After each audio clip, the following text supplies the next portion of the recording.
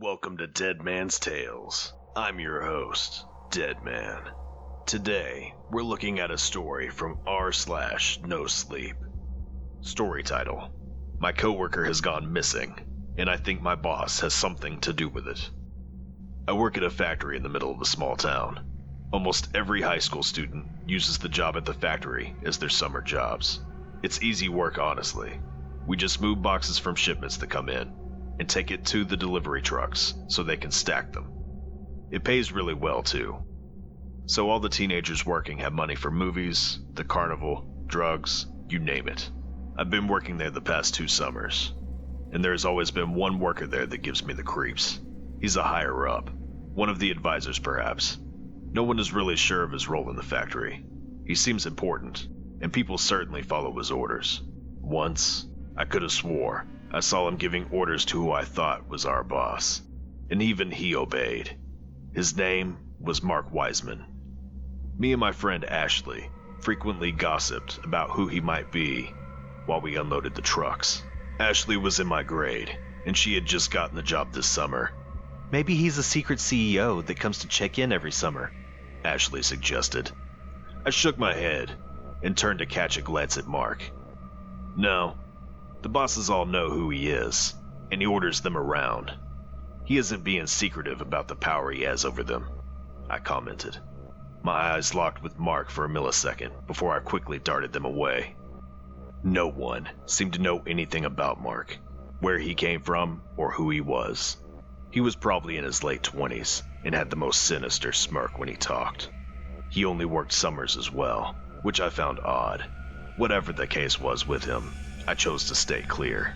Ashley and I were working together one day, and we noticed Mark was working on our truck with us. No problem, I thought. It's easy to avoid conversation in the factory. Just act like a stone-cold bitch, and people tend to leave you alone. Ashley, however, was too much of an extrovert and tended to feel awkward without conversation. So what's your plans for tonight? She initiated.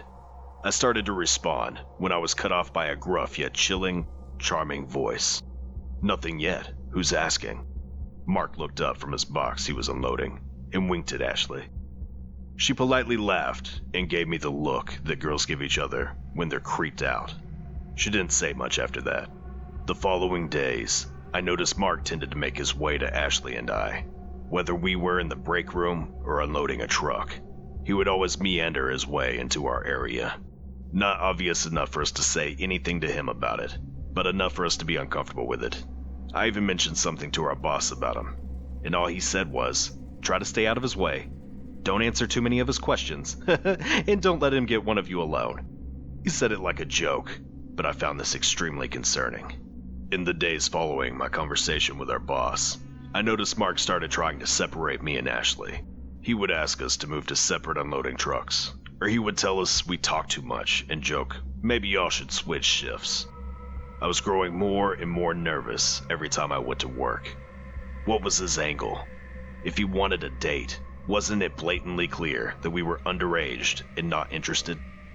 Nevertheless, he persisted.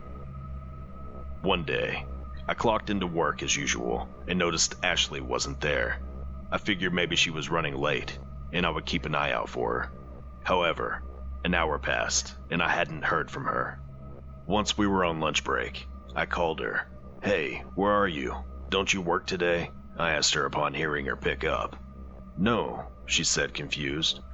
I was switched to night shifts this week. I have no idea why, but I'm assuming someone took off and they need extra help. I got a pit in my stomach. I began to realize Mark wasn't there either. Do you know who else is working? I inquired, trying to stay hopeful. Yeah. Blake, Michael, Mark, and Ryan.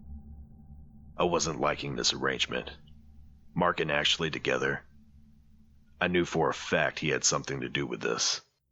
The night came and went. I called Ashley as soon as I knew she'd be getting off. Ashley picked up and told me about how Mark and her were unloading together.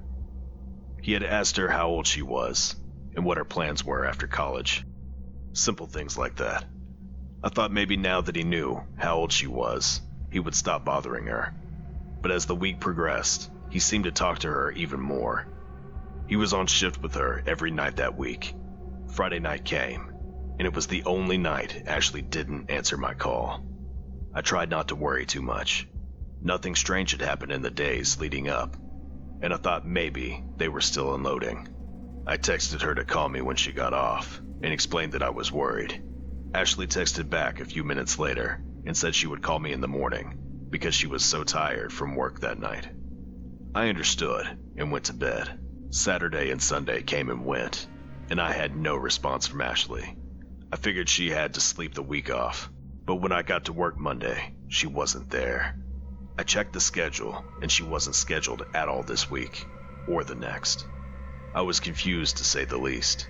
I tried calling her, no response, but a text? I quit the job, it read.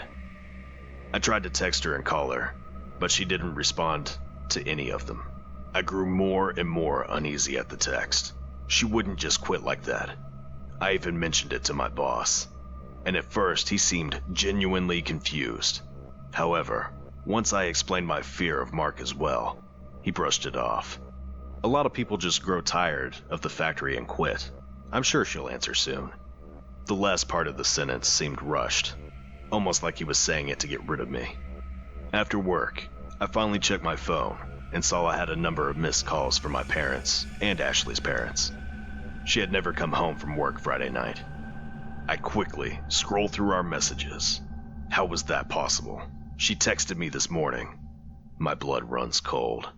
I decided I need to tell Ashley's parents immediately in case something terrible has happened. I quickly walked to my car, eager to get home. I usually park at the back entrance because the road connected leads to my neighborhood. Once I get there, I see Mark pulling out one of the delivery trucks. I thought of how strange that was, considering he was an unloader. We locked eyes for a brief moment, and I glared daggers into him.